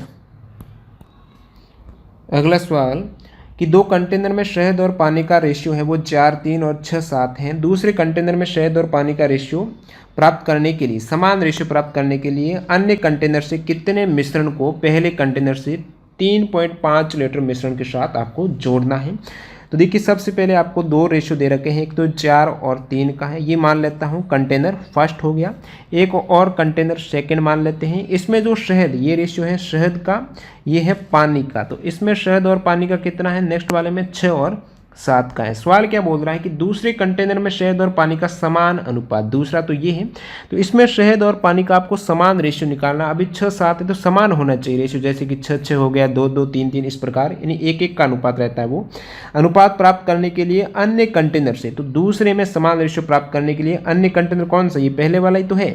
अन्य कंटेनर से कितने मिश्रण को पहले कंटेनर से 3.5 लीटर मिश्रण के साथ जोड़ा जाना है। तो देखिए पहले कंटेनर से 3.5 लीटर मिश्रण, तो पहला कंटेनर है, इससे आपको मिश्रण लेना है 3.5 लीटर मिश्रण को इस वाले कंटेनर से, इस वाले कंटेनर का कितना मिश्रण ऐड करेंगे। पहले वाला आपको लेना है 3.5 लीटर लेना है पहले कंटेनर की, और सेकेंड कंटेनर में कितना यहाँ पर क्षमता, कितना मिश्रण आप ऐड करेंगे ताकि रेशियो शहद और पानी का इक्वल हो जाए। सवाल करते हैं, आपको समझ में आ जाएगा। तो सबसे पहले तो आपको क्या करना है, पहले वाले कंटेनर में जैसे कि 3.5 लीटर आपको लेना है प्रथम कंटेनर से, तो 4 और 3 का अनुपात है, इसमें से आपको लेना है 3.5 लीटर। यहाँ से आप क्या देख पा रहे हो, ये टोटल 4 है, ये टोटल 3 है, यानी आप कहेंगे शहद और पानी यहाँ पर 7 है। सवाल बोल रहा है ये 3.5 है, यानी 7 इक्वल है 3.5 लीटर के, 1 इक्वल हो जाएगा 3.5 में 7 का भाग दूंगा तो 0.5 लीटर की। यहाँ से शहद की वैल्यू कितनी आ जाएगी, शहद 4 है, 1 की वैल्यू 0.5 है, तो 4 गुणा 0.5 करेंगे तो 2 लीटर आपके शहद लेना है। और पानी कितना लेना है भाई, टोटल यदि यहाँ पर 3.5 लीटर हैं, 2 लीटर शहद ले रहे हैं तो पानी अपने आप में आधा लीटर हो जाएगा, या फिर पानी यहाँ पर 3 ले रहे हैं, 1 की वैल्यू 0.5 के हैं तो अपने आप 1.5 लीटर हो जाएगा। 1.5 लीटर आपको पानी लेना है। तो शहद आपको मिक्स करना है 2 लीटर, पानी करना है 1.5 लीटर, कुछ ऐसे समझिए। सेकेंड कंटेनर में ये आपको सब करना है। सेकेंड कंटेनर में 6 और 7 का रेशियो है शहद और पानी का। तो प्रथम कंटेनर में से आपके 2 लीटर तो आपको शहद लेना है और 1.5 लीटर आपको लेना है पानी, और यहाँ पर आपको मिक्स कर देना है इस वाले कंटेनर में। और आपको क्या चाहिए, जब मिक्स करेंगे तो समान रेशियो हो जाए शहद और पानी का। तो सेकेंड कंटेनर है, इसकी कितनी वॉल्यूम में आप मिक्स कर रहे हो, तो वही तो वॉल्यूम आपको निकालना है। तो वॉल्यूम देखिए शहद और पानी का समान होना चाहिए अनुपात। मैं क्या करता हूँ, शहद यहाँ पर 6 है, ये रेशियो में आपको पता नहीं कितना वॉल्यूम है, शहद है कितना, अनुपात में 6 और 7 का, तो मैं मान लेता हूँ शहद है 6x का, पानी है 7x का। तो अनुपात करेंगे x से x चला जाएगा, 6 और 7 ही रहेगा। तो शहद है 6x और पानी है 7x मान लिया, x यहाँ से निकाल लेंगे अपन। और सवाल बोल रहा है कि अनुपात समान हो रहा है, यहाँ पर तो बराबर करना है आपको। तो पहले वाले में मिक्स करूँगा, अब सेकेंड वाले में मैं पहले का 2 लीटर शहद मिक्स कर दिया इसमें प्लस 2 लीटर, और पानी यहाँ पर पानी के साथ पानी मिक्स कर देंगे 1.5 लीटर। अब दोनों क्या हो रहे हैं, इक्वल हो रहे हैं, यानी आप कह सकते हो 6x प्लस 2 बराबर 7x प्लस 1.5। यहाँ से x की वैल्यू कितनी आ जाएगी, तो 7x माइनस 6x बराबर 2 माइनस 1.5, या फिर कह सकते हो x बराबर 0.5। जो आपने x माना था वो 0.5 आ गया। तो x किसको माना था, पहले लीटर को, पहले सेकंड वाला जो आपकी कंटेनर है इसमें आपने x माना था, तो इसमें 6x था, ये 7x था। टोटल कितना वॉल्यूम है, 6 और 7 13x। 13x है सेकेंड कंटेनर का वॉल्यूम। x की वैल्यू 0.5 है, तो कह सकते हो टोटल 13 गुणा 0.5 यानी आधा हो गया, 13 का आधा है 6.5। तो सेकेंड कंटेनर में आपको यदि 6.5 लीटर लेते हो, 6.5 लीटर यानी ये टोटल 6 और 7, ऑप्शन 6.5 लीटर है। तो इसमें यदि आप 6.5 लीटर लेते हो तो समान रेशियो आएगा। किस प्रकार आएगा, जैसे कि ये है आपके 6, ये है 7, तो 6 का मतलब कितना हो जाएगा, 6.5 लीटर टोटल है, तो आप करेंगे 6 और 7 13 हो गया। तो जब टोटल ये बोल रहा है अनुपात में 13 है, सवाल बोल रहा है 6.5 है, तो 1 की वैल्यू कितने की हो जाएगी, तो 6.5 में आप 13 का भाग देंगे तो आपके 0.5 आ जाएगा। तो 1 की वैल्यू 0.5 के इक्वल है। 6 का मतलब कितना हो गया, 6 का आधा 3 हो गया, 7 का मतलब 7 का आधा 3.5 हो गया। तो ये टोटल देखिए एक 3 है, एक 3.5 है। रेशियो में समान कब होगा? जब इसमें 2 लीटर मिलेगा, जो आप मिला रहे थे शहद 2 लीटर, और इसमें 1.5 लीटर। 2 मिलाया तो कितना? 5 हो गया। 1.5 मिलाया 3.5 और 1.5 कितना? 5 हो गया। तो इक्वल हो रहा है ना। कब हो रहा है इक्वल? जब आपने पहले कंटेनर में से कितना मिलाया? 2 लीटर शहद और 1.5 लीटर पानी, यानी 3.5 लीटर मिलाया दूसरे कंटेनर के कितने मिश्रण के साथ? 6.5 लीटर के साथ। तब ये अनुपात समान हुआ है। आई होप आपको समझ में आया। बढ़ते अगले सवाल की ओर। अगला सवाल देखिए, एक साइंस के न्यूमेरिकल है। लंबवत ऊपर की ओर फेंकी गई एक गेंद जमीन पर 12.5 सेकंड में लौट आती है। उस वेग को ज्ञात करें जिसके द्वारा उसे ऊपर फेंका गया है। जब आपके त्वरण गुरुत्वीय त्वरण 10 मीटर पर सेकंड, इसको आपको मानना है। तो कुछ इस टाइप से हैं, जैसे कि यहाँ पर गेंद को फेंका गया है ऊपर की दिशा में, तो किस वेग से फेंका गया है, यानी इनिशियल वेलोसिटी ज्ञात करनी है। देखिए जब मैंने गेंद को ऊपर फेंका तो क्या होगा, एक स्थिति ऐसी आएगी जब गेंद वापस जमीन पर लौट आएगी, तो इस स्थिति में गेंद का अंतिम वेग है वो 0 हो जाएगा। 0 वेग होगा तभी तो ऊपर नहीं जा पा रही है और वापस आ रही है। अब यहाँ पर क्या होता है, टोटल 12.5 सेकंड का समय लगता है जब गेंद जमीन पर आती है, लौट कर वापस आती है, टोटल 12.5 सेकंड का लगा। तो इसमें क्या कंसेप्ट है, जितना समय गेंद को पीक तक जाने में लगा है उतना ही समय वापस धरातल पर आने में लगता है। यहाँ पर जो आधा समय जाने में आधा आने में, तो 12.5 का आप यदि हाफ करते हैं तो ये 6.25 हो जाएगा। तो जाने में कितना समय लगा है? 6.25 सेकंड का लगा है। इसी प्रकार आने में भी 6.25 का। आपको सिर्फ एक से मतलब रखना है यहाँ से, क्योंकि इनिशियल वेलोसिटी निकालनी है। तो u बराबर फाइंड आउट करना है। अंतिम वेग v बराबर 0 है। जब v पता हो और u ज्ञात करना हो, यानी एक वैल्यू दो वैल्यू पता हो, तो v बराबर क्या होता है? u प्लस 80 होता है। 80 या फिर gt कह लीजिए। ये गति का प्रथम समीकरण है। तो इसमें v आपको पता है, यहाँ पर 0 है अंतिम वेग। 0 बराबर u initial velocity find out करनी है, और g गुरुत्वीय त्वरण है। आप ऊपर की दिशा में फेंक रहे हो, पृथ्वी का जो गुरुत्वाकर्षण बल है उसके विरुद्ध काम कर रहे हैं, तो g की वैल्यू माइनस में लेनी है, जो कि माइनस हो जाएगा 10 मीटर पर सेकंड स्क्वायर। टी आपने 6.25 यहाँ पे निकाली है, तो गुणा कीजिए 6.25 का। यहाँ से u आ जाएगा 6.25 गुणा 10, या फिर कह सकते हो 62.5 मीटर पर सेकंड के वेग से इसको फेंका गया। जो इनिशियल वेलोसिटी है वो 62.5 मीटर पर सेकंड होना चाहिए, जो कि ऑप्शन में नहीं है, सो इस क्वेश्चन को डिलीट किया गया है। मूव करते हैं अगले सवाल की ओर। अगला सवाल यहाँ पर, राम की उम्र उसकी बेटी की वर्तमान उम्र से दोगुनी है, यानी राम की उम्र है वो 2 गुना डॉटर की उम्र है। सवाल में आगे दे दिया गया है बेटी की उम्र 20 साल है, तो डॉटर की उम्र 20 साल है, तो राम की कितनी हो जाएगी? बेटी की 2 गुना, यानी राम की 40 हो गई। नेक्स्ट देखिए, तो राम की उम्र कितने साल पहले अपनी बेटी की 3 गुना थी? तो कितने साल पहले? मैंने मान लिया 30 साल पहले। राम की उम्र 30 साल पहले, यानी r माइनस टी थी, वो बेटी की 3 गुना थी। तो बेटी की भी आप वर्तमान से t साल पहले कर दीजिए, तो डॉटर में से t कर दूंगा मैं कम। तो ये राम की उम्र 30 साल पहले, बेटी की 3 गुना, तो गुणा 3 कर दिया। अभी राम की उम्र कितनी है? अभी है 40, तो 40 माइनस टी बराबर 3 गुणा डॉटर की अभी कितनी है? डॉटर की है 20, तो 20 माइनस टी। इसको आप कैलकुलेट कीजिए, तो 40 माइनस टी बराबर आपकी हो जाएगा 60 माइनस 3t हो गया, या फिर मैं कह सकता हूँ 3t माइनस टी बराबर 60 माइनस 40 20, यानी 2t बराबर 20 है। तो t बराबर कितना हो गया? 10 साल। आपने माना था ना राम की 30 साल पहले बेटी की 3 गुना थी, टी यानी 10 साल पहले 3 गुना थी, तो ऑप्शन 3 करेक्ट हो जाएगा, 10 साल 0 महीना। अगला सवाल देखिएगा, निम्न में से गलत कथन को चुनें। पृथ्वी की तुलना में जी का मान चंद्रमा पर छठा हिस्सा है। देखिए ये जी कैपिटल जी दे रखा है, ये तो होता है गुरुत्वाकर्षण नियतांक होता है, जो कि यूनिवर्सल होता है, सभी जगह समान होगा, पृथ्वी पर भी चंद्रमा पर भी। आगे दिया भी है चंद्रमा पर जी मान पृथ्वी के बराबर। बिल्कुल, चंद्रमा और पृथ्वी पर गुरुत्वाकर्षण नियतांक है कैपिटल जी है, जिसकी वैल्यू होती है 6.67 गुणा 10 की घात माइनस 11 न्यूटन मीटर स्क्वायर प्रति किलोग्राम स्क्वायर। ये बहुत बार पूछा जाता है कैपिटल जी की वैल्यू, तो इसको आपको याद में रखना है। ये सभी जगह समान होती हैं, किसी भी ग्रह पर चले जाइए तो ये ऑप्शन बी है, तो ये सही कथन है। आपको गलत देना है तो ए वाला स्टेटमेंट गलत हो जाएगा। नेक्स्ट बात करें सी वाले की भी, क्योंकि इसमें कूट में दे रखे हैं कि 1 मीटर की दूरी पर रखे गए 2 किलोग्राम और 3 किलोग्राम द्रव्यमान के दो बिंदुओं के बीच जो गुरुत्वाकर्षण बल है वो इतना न्यूटन है। देखिए गुरुत्वाकर्षण बल दो पिंडों के मध्य जो होता है वो है एफ बराबर कैपिटल जी m1 गुणा m2 बटा बीच की दूरी का स्क्वायर करना आपको।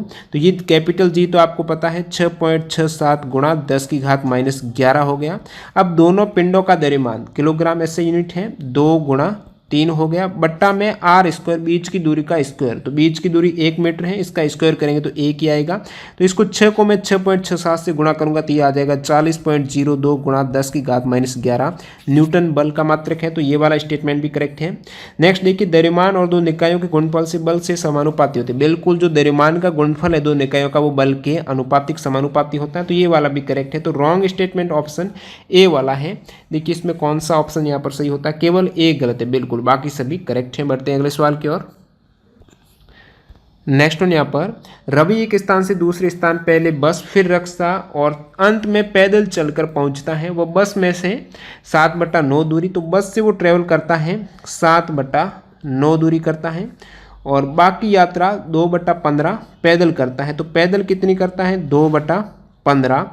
रिक्शा से कितनी दूरी तय की, मान लेते हैं टोटल यात्रा 1 है, तो 1 में से इन्होंने बस से इतनी कर दी, पैदल इतनी कर दी, तो रिक्शा में 1 में से माइनस कर दीजिए, बची हुई रिक्शा हो जाएगा 7/9 प्लस 2/15 है। ये कोष्टक में कर दीजिए क्योंकि दोनों को माइनस करना है। तो इसको आप कैलकुलेट करेंगे 7/9 प्लस 2/15, तो इसमें एलसीएम ये 45 आ गया। ओके, 45 एलसीएम आ गया तो ये 35 हो जाएगा और ये 6 हो जाएगा।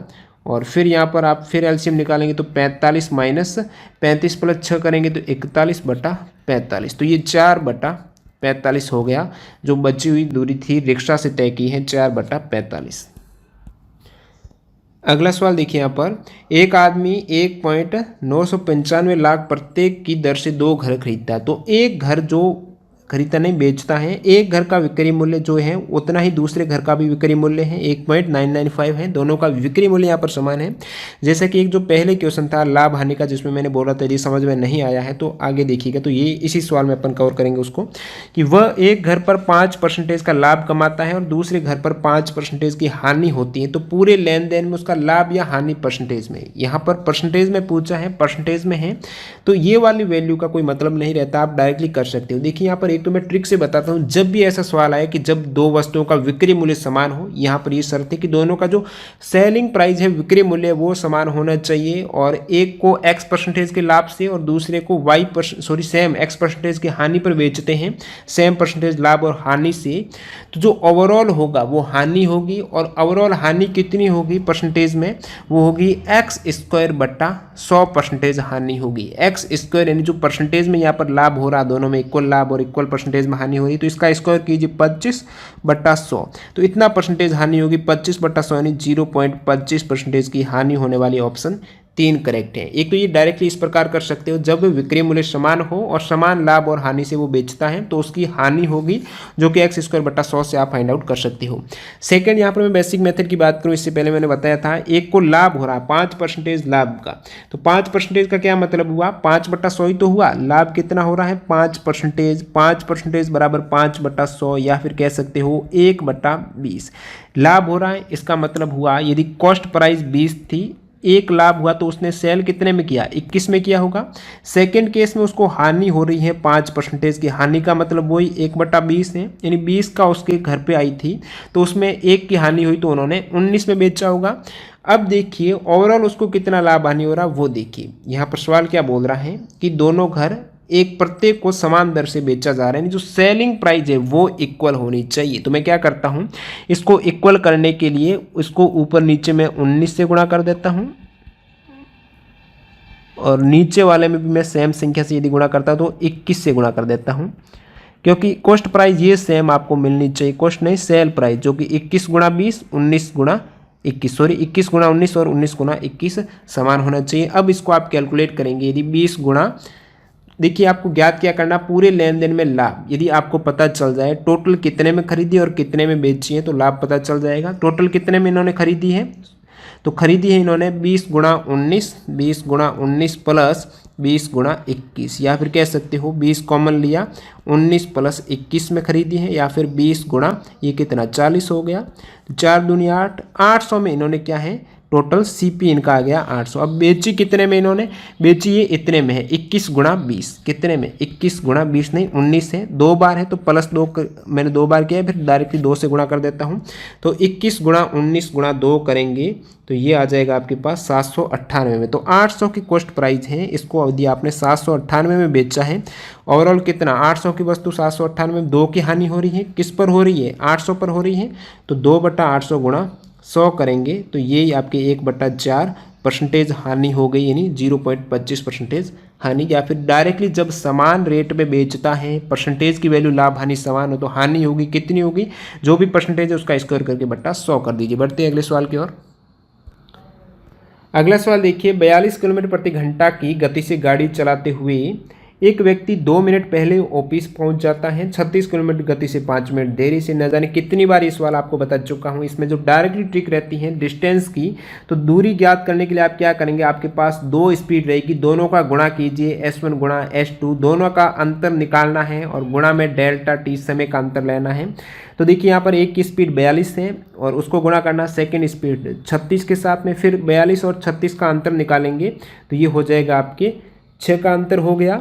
और फिर मैं गुणा करूंगा डेल्टा टी, समय का कितना गैप है, देखिए एक तो 2 मिनट पहले पहुंच रहा है, 2 मिनट पहले पहुंच गया, दूसरा पहुंच रहा है 5 मिनट देरी से, तो 5 मिनट 2 मिनट पहले पहुंचा ये, और दूसरा जब पहुंचेगा टी समय पर पहुंचना था, ये 2 मिनट पहले पहुंच गया, अब ये बंदा और 5 मिनट देरी कर रहा सेकेंड वाला, तो कितना गैप हो गया दोनों के मध्य, 2 और 5 टोटल 7 मिनट का अंतराल हो गया है। तो समय का अंतराल कितना हो गया, 2 और 5 7। अब देखिए 7 तो मिनट है, लेकिन यहाँ पर SI यूनिट के लिए आप क्या करेंगे, 7 देखिए यहाँ पर किलोमीटर प्रति घंटा है ना, तो घंटा में बदलेंगे तो मैं 7 मिनट को घंटा में बदलने के लिए 60 से भाग दे दूंगा।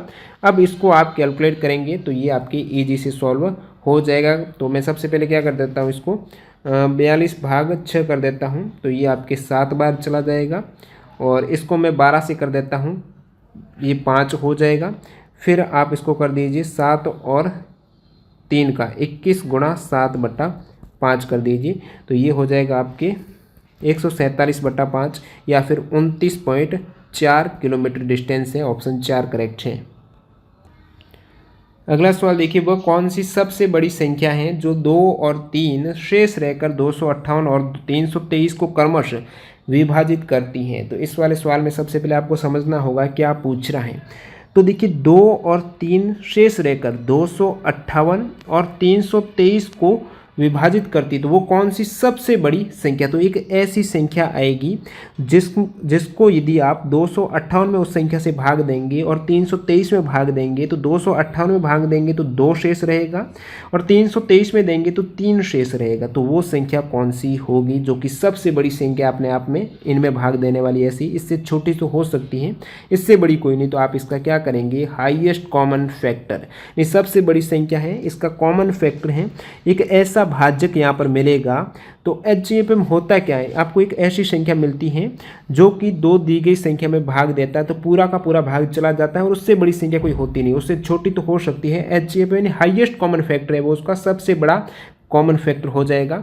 तो यहाँ पर क्या हो रहा है, कॉमन फैक्टर में तो भाग पूरा का पूरा जाता है, यहाँ पर जो डिजिट आएगी, जो भाजक हैं जिसमें अपन भाग दे रहे हैं जिन भी संख्याओं में, उनमें पूरा का पूरा भाग जाता है, उस केस में उसका HCF निकलता है। लेकिन सवाल बोल रहा है पूरा का पूरा मेरे को भाग नहीं चाहिए, रिमाइंडर में कुछ चाहिए, कितना चाहिए वो देखिए, एक में बोल रहा 2 चाहिए, 258 है, 2 शेष चाहिए इसको, इसमें बोल रहा 3 शेष चाहिए। तो मैं क्या करता हूँ, 2 शेष आ रहा, 258 में भाग देंगे तो 2 शेष आया, जब 2 शेष नहीं आए पूरा का पूरा भाग चला जाए तो 2 माइनस कर दो इसको, वो संख्या होगी 256 होगी। 256 में दूंगा तो पूरा का पूरा चला जाएगा, और +2 यदि कर देता हूँ इसमें 258, तो यहाँ पर 2 शेष रह जाएगा जो कि भाग नहीं जाएगा उस संख्या से। सेकंड केस में 3 शेष आए तो मैं संख्या कर देता हूँ 320, 320 में पूरा का पूरा चला जाएगा, यदि +3 और ऐड करूं 323 है, उस केस में 3 शेष रह जाएगा। तो अब आपको क्या करना है, 256 और 320 है, इन संख्या का HCF फाइंड आउट करना है। इन दोनों का HCF जो होगा वो यदि मैं 256 और 320 में भाग दूंगा तो कुछ बचेगा नहीं बचेगा, क्योंकि इसका फैक्टर है, दोनों में कॉमन फैक्टर है, पूरा का पूरा भाग जाएगा इन भाज्य में। 256 और 320 भाज्य हैं जिसमें भाज्य का पूरा चला जाएगा, शेष नहीं बचेगा। आपको शेष चाहिए दो किस में चाहिए, 258 में चाहिए, ना कि 256 में। तो मैंने 2 ऐड किया तो अपने आप में शेष रह जाएगा 258 में। 323 में मैंने 3 ऐड किया 20 में, 323 में अपने आप 3 शेष क्यों रहेगा, 320 में तो पूरा जा रहा है और 3 ऐड किया तो वो अपने आप में एक्स्ट्रा शेष रह जाएगा। तो इस केस में आपको 256 और 320 का HCF फाइंड आउट करना है। तो आपके पास है 256 और 320। जब भी दोस्त बड़ी संख्या है HCF निकालना होता है तो कैसे निकालते हैं, भाग विधि से इजी रहता है। तो 320 बड़ी संख्या में मैं छोटी संख्या को भाजक ले लेता हूँ। तो 320 में मैंने 256 का भाग दिया, एक बार भाग गया। कब तक भाग देना, जब शेष पर 0 ना आ जाए। किस टाइप से देना है, तो 256 का एक बार गया 256, शेष कितना रहेगा, शेष रह जाएगा आपके 64 रह जाएगा। तो 64 अब आपके भाजक बन गया 64, भाज्य 256 हो जाएगा वापस। ये वाला जो भाजक था अब ये भाज्य बन जाएगा, जो छोटी संख्या थी अब यहाँ पर भाज्य है और शेष पर है वो भाजक हो गया। अब 256 में 64 का भाग देना है। तो 256 में 64 का भाग आपके पूरा चला जाएगा 4 बार, पूरा का पूरा चला गया 4 बार, शेष बल 0। उस केस में आपका जो HCF होता है वो भाजक होता है जिसकी सहायता से शेषफल 0 हो गया। तो 64 एक आपका भाजक, वो इसका शेषफल जो रहेगा वो HCF रह जाएगा। ओके, शेषफल 0 तो 64 यहाँ पर अपने आप में HCF हो गया। इसका मतलब वह संख्या कौन सी है, 64 है, जिसको यदि अपन 256 में भाग देंगे और 320 में देंगे तो कुछ शेष रहेगा नहीं रहेगा, क्योंकि इसका कॉमन फैक्टर है, पूरा का पूरा भाग जाएगा। और यदि मैं बात करूं आपको शेषफल चाहिए कितना, 258 में तो चाहिए 2 का, तो 2 प्लस किया, 258 में 2 शेष हैं, 3 प्लस किया, 323 में 3 शेष है, 20 तक तो पूरा जाएगा, 3 फिर शेष रह जाएगा। तो वो बड़ी संख्या यानी इसका कॉमन हाईएस्ट कॉमन फैक्टर क्या निकल गया, 64 निकल गया। ऑप्शन 3 करेक्ट है। अगला सवाल देखिए यहाँ पर, एक विद्युत उपकरण 1 सेकंड में 1000 जूल ऊर्जा की खपत करता है। यदि ये 1 घंटा चलता है तो इसके द्वारा खपत की गई बिजली की मात्रा क्या होगी। तो बिजली की मात्रा फाइंड आउट करना है। अब देखिए यहाँ पर 1 किलो वाट घंटा इस प्रकार आंसर आ रहा है, यूनिट में आ रहा है। तो आपको पता होना चाहिए 1 किलो वाट घंटा में कितनी यूनिट होती हैं, 1 यूनिट होती है, ये ध्यान में रखना है। सेकंड में बात करूँ, बहुत बार पूछ लिया जाता है 1 किलो वाट घंटा, या फिर बात करें 1 यूनिट में कितने जूल होते हैं, बहुत बार एग्जाम आया। तो 3.6 गुणा 10 की घात 6 जूल होता है। तो आपको क्या देखना है कि 1 किलोवाट घंटा या फिर 1 यूनिट में कितने जूल, 3.6 गुणा 10 की घात 6 जूल होते हैं। सवाल क्या बोल रहा है कि 1 सेकंड में 1000 जूल ऊर्जा। अब यहाँ पर टोटल कितनी ऊर्जा खपत हो रही है, 1 घंटा चलता है, 1 सेकंड में 1000 जूल है, तो टोटल कितने सेकंड चल रहा है, 1 घंटा यानी 3600 सेकंड। 3600 सेकंड में कितने जूल हो जाएगी, 1 सेकंड में 1000 है तो 3600 गुणा 1000 करेंगे तो इसको मैं ऐसे लिख सकता हूँ 36 गुणा 10 की घात कितनी है, 1 2 3 4 5, 10 की घात 5 है। या फिर ऐसे भी लिख सकता हूँ, पॉइंट यहाँ पर लगा दूँ तो एक और गुणा हो जाएगा, 3.6 गुणा 10 की घात 6 जूल हो गया। तो इस जूल में कितने यूनिट होते हैं, तो मैंने क्या कहा 1 किलोवाट घंटा या 1 यूनिट में कितने हैं, 3.6 गुणा 10 की घात 6। सवाल में भी यही आ रहा है, तो इसका मतलब इसके बराबर है 1 यूनिट या फिर इसके बराबर है 1 किलोवाट घंटा। आपको क्या पूछा है, तो बिजली की मात्रा कितनी है, बिजली की मात्रा है जूल में पूछते तो यही होती 3.6 गुणा 10 की घात 6 जूल। यूनिट में पूछ लिया तो ये किसके इक्वल है, 1 यूनिट के या फिर 1 किलोवाट घंटा के इक्वल है। तो 1 इकाई बिजली की खपत, 1 इकाई सभी में है, किलोवाट घंटा है, 10 किलोवाट 100 है, 1 वाट घंटा नहीं 1 किलोवाट घंटा है, ये वाला करेक्ट हो जाएगा। बढ़ते हैं अगले सवाल की ओर। नेक्स्ट यहाँ पर एक चतुर्भुज के कोणों का रेशियो है, 4 कोण होते हैं चतुर्भुज में और चारों कोणों का योग आपको पता है 360 होता है। तो एक कोण यहाँ पर 3 + 5 + 7 + 9 है। तो इनको यदि आप ऐड करेंगे तो कितना आ रहा है, यहाँ पर ये 24 आ रहा है। तो सवाल बोल रहा है कि ये टोटल कोणों का योग चतुर्भुज के 24 होता है, लेकिन एक्चुअल में कितना होता है 360। तो 24 किसके इक्वल है, 360 के इक्वल है। तो 1 की वैल्यू कितने के इक्वल हो जाएगी, तो 1 की वैल्यू हो जाएगी 15 के इक्वल। आपको पूछा सबसे बड़ा कोण, आप क्या देख पा रहे हो, सबसे बड़ा वैल्यू 9 है, 1 की वैल्यू 15 के इक्वल है, तो सबसे बड़ा कोण कौन सा हो गया, 15 × 9 135 डिग्री। पृथ्वी का द्रव्यमान कितना होता है, सभी को पता होना चाहिए, 6 × 10 की घात 24 किलोग्राम। पूरा 6 नहीं होता, ये इस प्रकार होता है 5.972 × 10 की घात 24, जो कि लगभग 6 के इक्वल होता है। तो 6 × 10 की घात 24 किलोग्राम होता है। बहुत बार पूछा जाता है पृथ्वी की रेडियस त्रिज्या कितनी होती है पृथ्वी की, तो 6371 किलोमीटर होती है पृथ्वी की त्रिज्या। बढ़ते हैं अगले सवाल की ओर। नेक्स्ट वन, यहाँ पर एक अभ्यर्थी 20% अंक प्राप्त करता है फिर भी 35 अंकों से अनुत्तीर्ण हो जाता है, तो यहाँ पर एक पासिंग मार्क्स वाली लाइन डाल देते हैं। इतने अंक लाएंगे इस लाइन के इक्वल तो आप पास हो जाएंगे, लेकिन पहला विद्यार्थी क्या करता है 20% अंक ही लाता है। मान लेते हैं कि जो पूर्णांक पूछा है वो x नंबर का पूर्णांक है, उसका ये 20% लेके आया। कितना परसेंटेज है? 20%। फिर अनुत्तीर्ण कितने से हो गया? 35 नंबर। मतलब यदि ये प्लस और 35 लाता तो यहाँ तक पहुँच जाता, उत्तीर्ण हो जाता। तो पासिंग मार्क्स के लिए 20% उसका जो अंक था उसमें 35 नंबर और ऐड हो जाते तो ये पास हो जाता। सेकेंड केस की बात करिए कि ऐसा विद्यार्थी है जिन्होंने 50% अंक लाए। एक्स यदि टोटल पूर्णांक है उसका 50% लेके आया और ये न्यूनतम जो अंक चाहिए उत्तीर्ण होने के लिए कितने चाहिए? इस रेखा के बराबर चाहिए। उससे ये कितने अधिक है? 32 अधिक है। तो ये प्लस 32 ज़्यादा है इससे। किससे?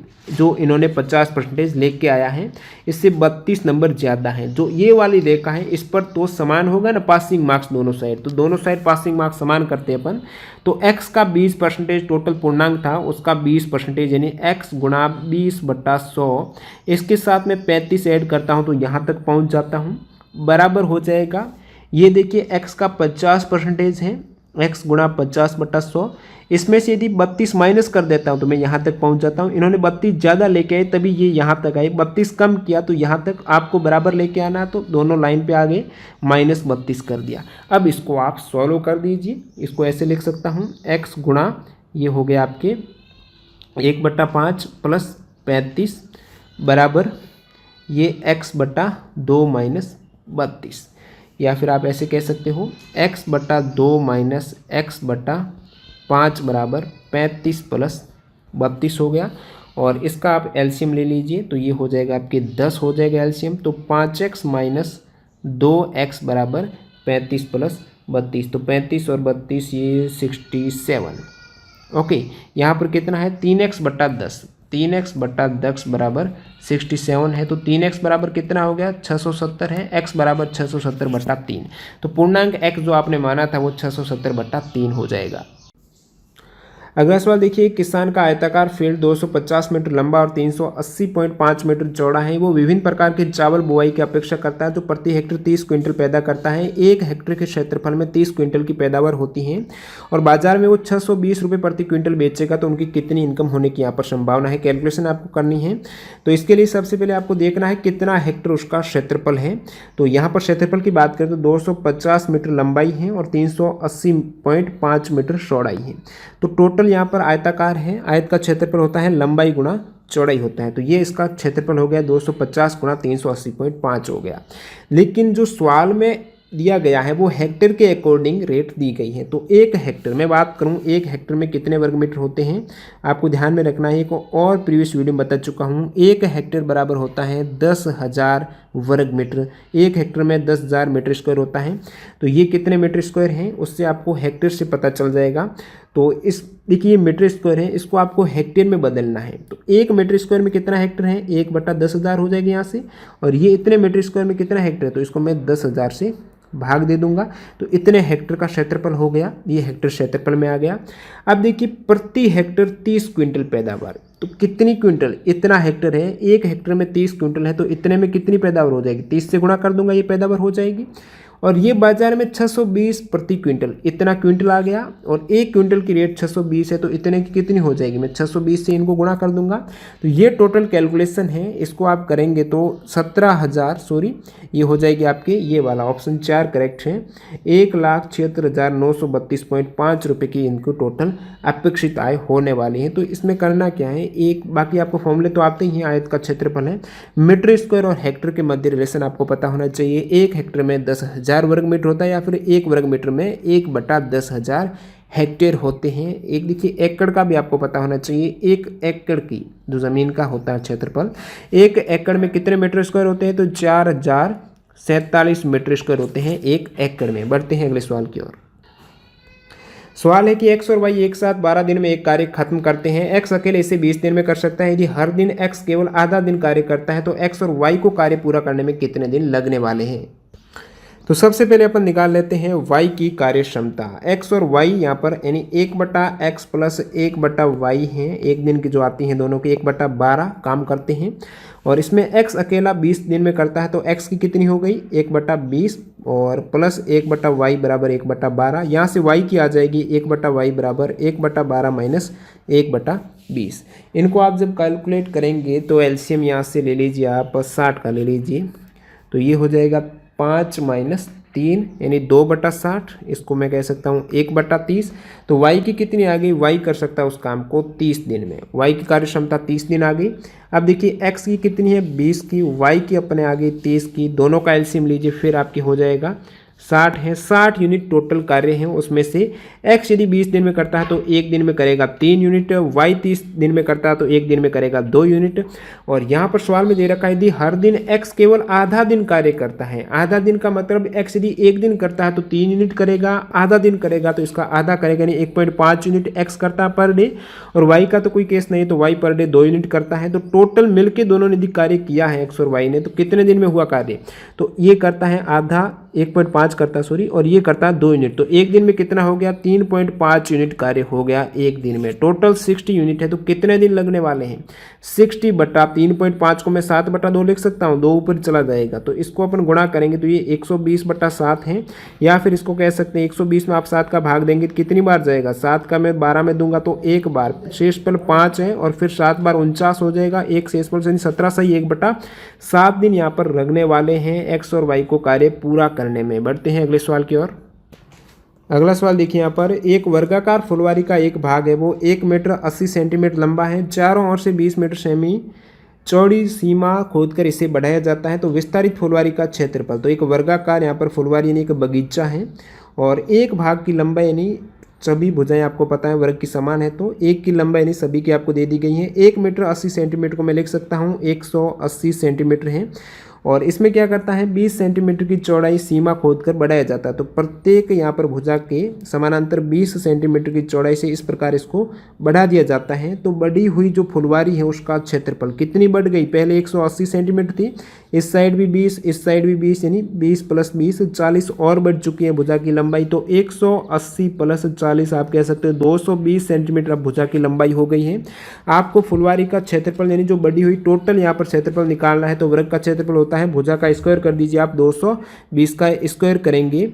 अब देखिए 22 का स्क्वायर कितना होता है 220 का स्क्वायर 22 का स्क्वायर आपको पता है 484 होता है 00 तो ये हो जाएगा 48,400। ये सेंटीमीटर स्क्वायर है, आपको चाहिए ऑप्शन में मीटर स्क्वायर है तो 1 सेंटीमीटर में कितने मीटर होते हैं तो 1/100 होते हैं। तो यहाँ पर सेंटीमीटर गुणा सेंटीमीटर है तो 100 × 100 करूँगा तो ये कितना हो जाएगा 0 गया 4.84 मीटर स्क्वायर हो जाएगा आपके विस्तारित फुलवारी का क्षेत्रफल। बढ़ते हैं अगले सवाल की ओर। अगला सवाल देखिए एक पिता है 2345 की राशि को अपने 3 पुत्रों में इस प्रकार से विभाजित करता है कि सबसे बड़े पुत्र को राशि का 5वां हिस्सा मिलता है। सबसे बड़े को कितना मिल जाएगा 2345 है, उसका 5वां हिस्सा नहीं 1/5 उसको मिल जाएगा, 1/5 करेंगे तो ये 469 उसको मिल गया सबसे बड़े को। अब शेष भाग, शेष कौन सा 2345 में से 469 आप माइनस करेंगे तो शेष हो जाएगा 1876 और शेष भाग हैं ये दोनों पुत्रों को 3 और 4 के रेशो में बांटेंगे तो तीसरे पुत्र को कितनी राशि मिली है, तीसरे को कितनी मिली है 3-4 का अनुपात में इस धन को बांटना है तो तीसरे को मिलेगी ये 4 वाली, टोटल कितना 7 है तो 4/7 गुणा टोटल धन है 1876 तो 4/7 गुणा 1876 करेंगे तो तीसरे को 1072 रुपये की राशि मिलने वाली है। अगला सवाल है कि 2 भाई मिठाई की एक दुकान चलाते हैं, वर्ष के अंत में उनका लाभ उनके प्रारंभिक निवेश का 50% था और देखिए प्रारंभिक इन्वेस्टमेंट कितना था उनका 4 लाख का था। अब उनको जो लाभ हो रहा है वर्ष के एंड में वो 50% हो रहा है। जो भी इन्होंने निवेश किया इन्वेस्टमेंट किया है कितना किया 4 लाख का किया है, 4 लाख का आधा उनको लाभ हो जाएगा। इन टोटल लाभ कितना हुआ 4 लाख आधा आप कहेंगे 2 लाख का लाभ हो गया। अब देखिए 2 लाख का जो लाभ हुआ है वो उसको टोटल कितने वर्षों में हुआ है, टोटल इनको 1 वर्ष में हुआ है। ओके तो औसत तौर पर प्रत्येक तिमाही पर 1 वर्ष में टोटल कितने 3 महीने होते हैं तो 4 बार हो जाएंगे, यानी आप करेंगे 12/3 करेंगे 3 मई कितनी 4 हो जाएगी। तो 1 तिमाही में कितना है भाई टोटल 4 तिमाही में उनको 2 लाख मिल रहा है। 1 तिमाही के लिए आप क्या करेंगे 2 लाख में 4 का भाग देंगे तो 2 लाख का 4 भाग देंगे तो 1 तिमाही में वैल्यू आ जाएगी उनके लाभ की वो 50,000 रुपये। ऑप्शन 2 करेक्ट है। और इस शिफ्ट का जो लास्ट सवाल है कि निम्नलिखित गुणोत्तर श्रेणी में 10वां पद क्या होगा। गुणोत्तर श्रेणी में होता क्या है, सारो अनुपात रहता है कि जो उनका अनुपात इक्वल रहेगा दूसरे और पहले पद का, इसी प्रकार तीसरे दूसरे पद का जो रेशियो है वो समान रहेगा। ये है गुणोत्तर श्रेणी। इसका 10वां पद, अब देखिए गुणोत्तर श्रेणी का जो nवां पद का फॉर्मूला है टी एन बराबर होता है ए आर की पावर एन माइनस वन। ए यानी प्रथम पद, आर यानी आपका सारो अनुपात हो जाएगा। तो इसमें आपको 10वां टर्म पूछा है तो टी 10 बराबर हो जाएगा, ए प्रारंभिक पद कौन सा है 4 हो गया, आर यानी सारो अनुपात उनका रेशियो 8/4। दूसरे में यदि मैं पहले पद का भाग दूंगा तो आपके आर की वैल्यू आ जाएगी, तो 8/4 आप कहेंगे 2 हो गया, तो आर की वैल्यू हो गई 2। अब 2 की पावर आपको n-1 करना है, n यानी टोटल पद आपको 10वां पद है, 10 - 1 हो जाएगा, आप कहेंगे 4 × 2 की पावर 9। इसको कैलकुलेट करेंगे तो 2048 हो गया इसके 10वें पद की वैल्यू। अब बहुत बार जो गुणोत्तर श्रेणी है, समांतर श्रेणी है, उसका nवां पद और पदों का योगफल पूछ लिया जाता है। तो मैं गुणोत्तर श्रेणी के पदों के योगफल का फॉर्मूला आपको बताऊं तो Sn बराबर होता है ए आर की पावर n-1 बटा r-1 होता है। और गुणोत्तर श्रेणी का nवां पद तो हो ही गया है ए आर की पावर n-1। समानांतर श्रेणी का जो nवां पद रहता है वो a + n-1d रहता है और पदों का योग होता है n/2 × 2a + n-1d।